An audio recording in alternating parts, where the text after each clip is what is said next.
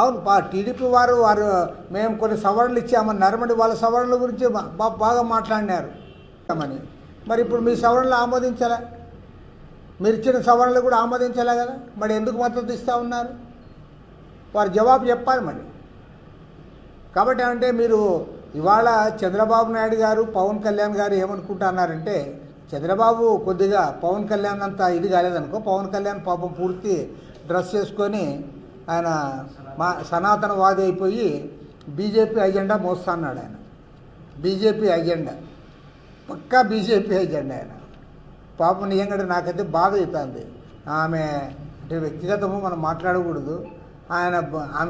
ఆమె క్రిస్టియన్, ఆమె భార్య, ఆమెతో కూడా పాప గుడ్డు కొట్టించాడు వెంకటేశ్వర స్వామి దగ్గర తీసుకుపోయి. అంత అవసరమా? కాబట్టి ఆయన పూర్తి సనాతనవాది అయిపోయి ఆ డ్రెస్ చేసుకొని ఆ బొట్టు పెట్టుకొని ఆ ఉప ముఖ్యమంత్రి అయినప్పటి నుంచి పాపం ఆయన మారిపోయినాడు.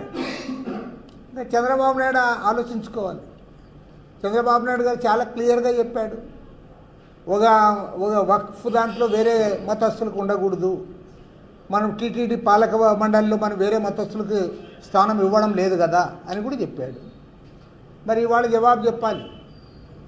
చివరి అంశం కూడా చెప్పాల్సింది ఏమంటే, నేను ముందేమో దాన్ని పెద్దగా చెప్పకూడదు అనుకున్నా కానీ చంద్రబాబు రోజు ఇదే చెప్తున్నాడు, ఒకే రికార్డు. అదేమంటే P4 ద్వారా పేదరికాన్ని పోగొడతాను అని. P4 ద్వారా అసలు P4 ఏంటి? పేదరికం ఏమిటి? అసలు పేదరికం ఎందుకు వస్తుంది? పేద ధనిక వర్గాల మధ్య తారతమ్యం ఎందుకుంది? నువ్వు దాన్ని జోలికి పోకుండా కొంతమంది షావుకారుల దగ్గర డబ్బులు తీసుకొని పేదోళ్ళకి ఇస్తే మొత్తం పేదరికం అని పోతుందని చెప్తే, ఇంతకంటే చెవులో పూలు పెట్టేది ఇంకోటి ఉంది అని నేను అడుగుతాను.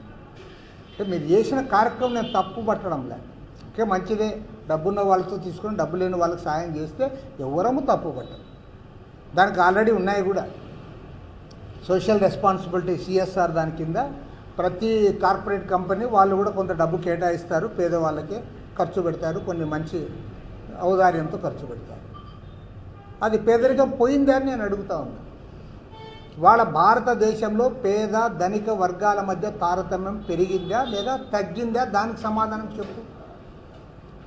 వాళ్ళ అక్కడ కేంద్రంలో నరేంద్ర మోడీ, రాష్ట్రంలో చంద్రబాబు నాయుడు లాంటి వాళ్ళు మీరు అనుసరిస్తున్న ఆర్థిక విధానాల ఫలితంగానే ఆంధ్ర రాష్ట్రంలో, భారతదేశంలో పేద ధనిక వర్గాల మధ్య తారతమ్యం విపరీతంగా పెరిగిపోతూ ఉంది. ఇంత ఇది తారతమ్యం పెరిగిపోతున్న నేపథ్యంలో దాన్ని వదిలిపెట్టి నువ్వు ఏదో కొంతమందికి పేర్లు బాగా పెట్టాడు. బంగారు కుటుంబము, ఇంకోటి మార్గదర్శి అని పెట్టాడు. మార్గదర్శిలో ఏదో మార్గదర్శి అని పెట్టాడు. పేరు బాగుపెట్టి దాంతోనే పేదరికం అంతా పోతుందని చెప్పి నువ్వు ప్రజల చెవిలో పూలు పెడితే అది సరైనది కాదు. ఈ కార్యక్రమం చేయండి, తప్పులేదు. ఈ కార్యక్రమం వల్ల కొద్ది పేద కుటుంబాలు బాగుపడతాయని మీరు చెప్పినా బాగా ఉంటుంది, కానీ మొత్తం దీంతోనే పేదరికం పోతుందని చెప్తాడు. అసలు పేదరికం ఎందుకుంది? పేదరికాన్ని మీరు పెంచుతా అన్నారు. మీరు అంబానీలకు, అదానీలకు ఊడిగం చేసి వాళ్ళ ఆస్తులు పెంచి మా తర్వాత ఇక్కడ మెగా కంపెనీ అంటే అన్ని కంపెనీలకంతా కూడా దోచిపెట్టి, కార్పొరేట్ కంపెనీలకి మీరే దోచిపెట్టి మీరు కొద్దిగా ఇవ్వండి అంటే పాపాలు చేసి తీసుకొని పోయి ఉండిలో వేస్తా అంటారే, అట్లా వాళ్ళతో మీరు కొద్దిగా ఇవ్వండి, వీళ్ళకి మీ ఊరోళ్ళకి ఇవ్వండి, మీ గేర్లో వాళ్ళకి ఇవ్వండి అన్నట్లుంది. మరి చంద్రబాబు నాయుడు దీనికి పదే రోజు పొద్దున్న లేసారి పేపర్లో P4 అంటే P4తోనే అంత బాగుపడుతుంది. కాబట్టి ఏమంటే ప్రజల్ని పక్కాగా తప్పుదారి పట్టిస్తూ ఉన్నాడు చంద్రబాబు నాయుడు. 100% తప్పుదారి పట్టిస్తూ ఉన్నాడు. నువ్వు అసలు అటు జరుగుతున్నది ఏంటి? మీరు చేస్తున్నది ఏంటి? నువ్వు పేదరికం అంతా పోతుందని చెప్పి పేదరికం దీంతోనే పోయేటట్లుంటే ఇంకా బ్రహ్మాండంగా ఉండేది. మీరే గవర్నమెంట్లో వాళ్ళకి దోచిపెడతారు, వాళ్ళ ఆస్తులు పెంచుతారు, వాళ్ళని అడుక్కోండి అంటారు. అంటే ప్రజల్ని భిక్షగాలు చేసేయడానికి తయారవుతూ ఉన్నారు. నీకు చేతనైతే నీవు వీటన్ని కూడా అరికట్టు, తర్వాత ప్రభుత్వ ఆదాయాన్ని పెంచు, సంపద పెంచుతానన్నావు కదా, సంపద పెంచు, సంపదలో అందరికీ వాటా ఇవ్వు.